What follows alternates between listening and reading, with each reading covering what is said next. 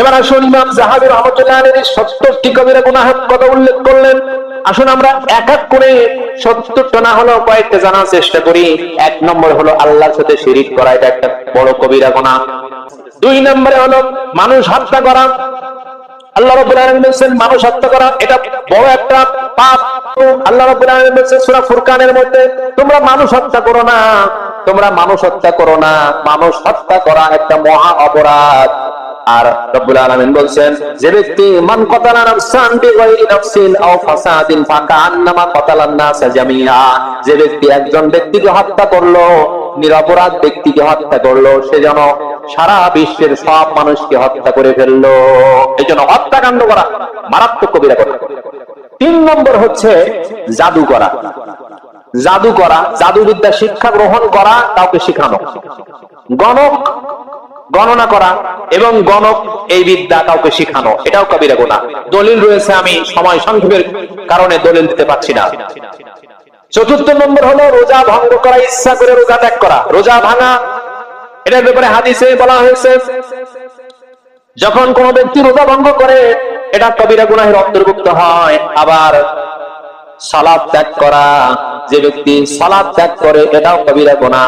কারণ বাইনাল ঈমানি ওয়াল কুফরি তারকুস সালাত, রাসূলুল্লাহ সাল্লাল্লাহু আলাইহি সাল্লাম বলেছেন নামাজ ত্যাগ করা ঈমান এবং কুফরের মধ্যে পার্থক্য। যে ব্যক্তি সালাত আদায় করে সে ব্যক্তি মুমিন, আর যে সালাত আদায় করে না সে কুফরি করে। সুতরাং সালাত ত্যাগ করা এটা কুফরি, এই কবিরা গুনাহ। 5 নম্বরের কবিরা গুনাহ হচ্ছে যাকাত, যাদের উপরে ফরজ হয়েছে যাকাত না দেওয়া। আল্লাযীনা ইয়াকনিজুনা যাহাবা ওয়াল ফিদ্দাতা ওয়া লা ইউনফিকুনাহা ফি সাবিলিল্লাহ ফাবাশশিরহুম বিআযাবিন আলীম। যারা যাকাত দেয় না, স্বর্ণরূপের নিসাব পরিমাণ মালের যাকাত দেয় না, তাদের জন্য কি জাহান্নামের আগুন প্রস্তুত করা হয়েছে, জ্বলন্ত আগুন।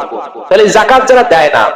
এরপরে আছে যারা হজ ফরজ হওয়ার পরও হজ করে না, এটাও একটা কবিরা গুনাহ। এইভাবে বলা হয়েছে পিতামাতার অবাধ্যতা, এটাও কবিরা গুনাহের অন্তর্ভুক্ত। পিতামাতার অবাধ্য হওয়া, মাতা পিতা চাচ্ছে যে সঠিক রাস্তায় তার সন্তান পরিচালিত হোক, আর সন্তান পিতামাতার উপরে সে উল্টা প্রেসার দেয়, পিতামাতার উপরে চোখ রাঙিয়ে কথা বলে। সূরা বনী ইসরাঈল যেটা আল্লাহ রাব্বুল আলামিন বলেছেন, ওয়া কাদা রাব্বুকা আল্লা তা'বুদু ইল্লা ইয়্যাহু ওয়া বিল ওয়ালিদাইনি ইহসানা ইম্মা ইয়াবলুগান্না ইনদাকাল কিবারা আহাদুহুমা আও কিলাহুমা ফালা তাকুল লাহুমা উফফিন ওয়া লা তানহারহুমা ওয়া কুল লাহুমা কাওলান কারীমা ওয়াখফিদ লাহুমা জানাহা যুল্লি মিনার রাহমাতি ওয়া কুর রাব্বি ইরহামহুমা কামা রাব্বায়ানি সাগীরা। রব্বুল আলামিন বলেন, আমার বিধান ফয়সালা হলো তোমরা রবের ইবাদত করবে এবং পিতামাতার খেদমত করবে। আল্লাহর ইবাদতের পাশাপাশি তোমার পিতামাতার সাথে ব্যবহার করো, পিতামাতার সাথে ভালো আচরণ করো। তাদের শব্দটাও পর্যন্ত তোমাদের মুখ থেকে যেন বের না হয়, অথবা এমন কোন আচরণ করবা না যেটার দ্বারা তোমার পিতামাতা শব্দ উচ্চারণ করে চোখ দিয়ে পানি বেরিয়ে যায়, এমন আচরণ করবা না। বরং তোমাদের পাখাগুলো বিছিয়ে দাও, দয়ার পাখা, তারা যা বলে সহ্য করে নাও। পিতামাতার অবাধ্য হওয়া যায় না। এর পরবর্তী নম্বর কবিরা গুনাহ হলো সুদ খাওয়া। সুদ খাওয়ার ব্যাপারে বহু দলিল রয়েছে। সুদ আমাদের সমাজে রন্ধ্রে রন্ধ্রে সুদ এমন ভাবে ছড়িয়ে পড়েছে যে আমরা এখানে যদি 200-300 মুসল্লি থেকে থাকি, এমন কেউ নাই, বাকি নাই যে সুদের ধুলাবালি থেকেও কোন ব্যক্তি পবিত্র আছে। সবাই কম বেশি জড়িয়ে আছে। জামাটা কিনলেও জামার মধ্যে সুদের কিছু না কিছু থাকে আছে, এর থেকে পরহেজ করে চলতে হবে। তবে সরাসরি যারা সুদ খায় এবং দেয় এবং লিখে রাখে, সাক্ষী থাকে, এই ধরনের 4-5 প্রকারের সুদের সাথে জড়িত যারা, তাদের মারাত্মক শাস্তির কথা বলা হয়েছে। এরপরে কবিরা গুনাহ হচ্ছে সুদ খাওয়ার পরে বলেছে এতিমের মাল ভক্ষণ করা। এতিমের মাল ভক্ষণ করা এটা একটা মারাত্মক কবিরা গুনাহ। এরপরে হচ্ছে মিথ্যা সাক্ষী দেওয়া, এটাও কবিরা গুনাহ।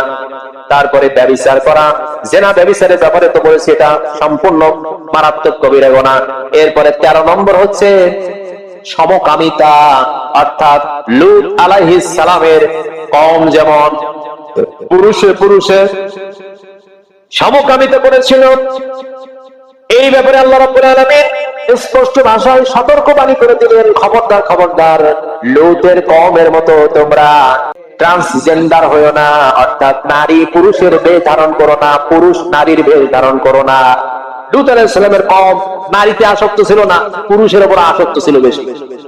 তারা পুরুষে পুরুষে ব্যভিচার করত, সমকামিতা করত। আল্লাহ পাক তাদের উপরে শাস্তি নেমে দিলেন, শাস্তি নাজিল করলেন। আল্লাহ পাক গজবের ফেরেশতা পাঠিয়ে দিলে লূতের কওমকে একবারে তার জমিন সুদ্ধা আসমানে তুলে উল্টায়ে পাথর নিক্ষেপ করে জমিনে ছেড়ে দিলেন, ধ্বংস হয়ে গেল সব। আল্লাহ বলছেন খবরদার এরকম সমকামিতা করো না। এরপরে আরেকটি কবিরা গুনাহের ব্যাপারে আমরা যতটুকু জানি সেটা হলো চুরি করা কবিরা গুনাহ।